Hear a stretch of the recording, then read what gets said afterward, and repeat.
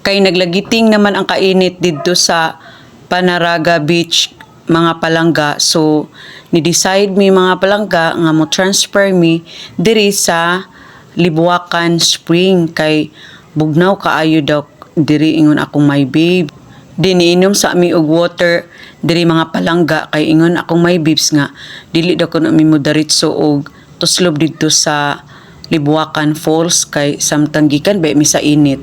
So delikado mauto nga niinom sa mi og tubig. So karon nagbaklay na mi mga palangga padulong dito sa spring. So uban ni mi mga palangga dito nagbaklay sa mi kay moadto na mi dito sa kaliguan na nagyo sa spring.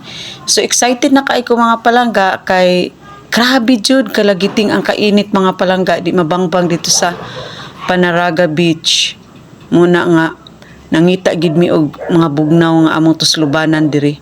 So palugsong ni siya mga palangga. Kay excited na mi nga motuslob karon. So niya na mo ni akong son mga palangga, akong my babes. So ana murag ka tugsaw na gid mga palangga dito sa water. Grabe ka tin-aw mga palangga look at.